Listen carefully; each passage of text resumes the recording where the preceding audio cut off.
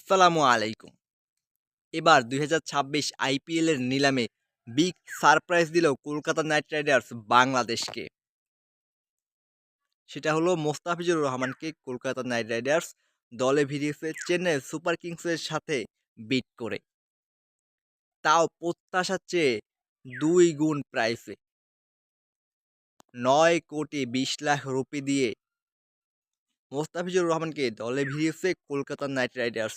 যা কিনা প্রতি বছরের চেয়ে অন্যান্য যে বছরগুলোতে মোস্তাফিজুর রহমান খেলেছে তার চেয়ে ২ গুণ বেশি।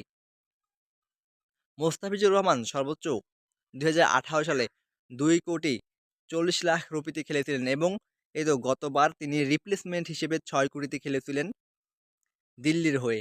সম্ভবত দিল্লির হয়ে আমার মনে নেই।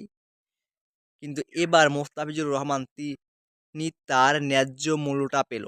একেবারে ৯,২০,০০,০০০ মোস্তাফিজুর রহমান চড়া দামে বিক্রি হলেও আইপিএল নিলামে অবিক্রিতই রয়ে গেলেন তাসকিন আহমেদ এবং নিলামে নামই তোলা হয়নি আরও ৫ বাংলাদেশি ক্রিকেটারের নাম। শরীফুল ইসলাম, তানজিম হাসান, সাকিব, রিশাদ হোসাইন, রাকিবুল হাসান এবং আরেকজন বোলার ছিল মেবি আমার মনে নেই। ৭ জন মোট ৭ জন বোলারের নাম ছিল আইপিএল নিলামে, কিন্তু সেখান থেকে মাত্র মোস্তাফিজুর রহমান এবং তাসকিন আহমেদকে নিলামে তোলা হয়। আর ৫ জন ক্রিকেটারকে নিলামে তোলাও হয়নি। সেখান থেকে শুধু মোস্তাফিজুর রহমানই দল পেয়েছে। কলকাতা নাইট রাইডার্স তাকে দলে ভিড়িয়েছে, তাও একেবারে চড়া মূল্যে।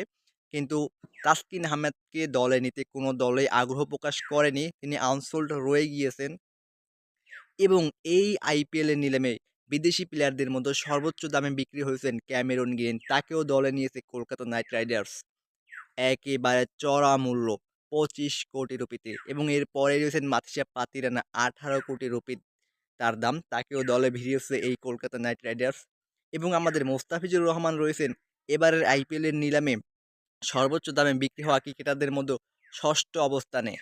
তার আগে রয়েছেন ২ ভারতীয় এবং লিয়াম লিভিংস্টোন, যার ভিত যাকে ভিত্তিমূল্য ২ কোটি প্রাইস থেকে ১৩ কোটি রুপিতে দলে নিয়েছে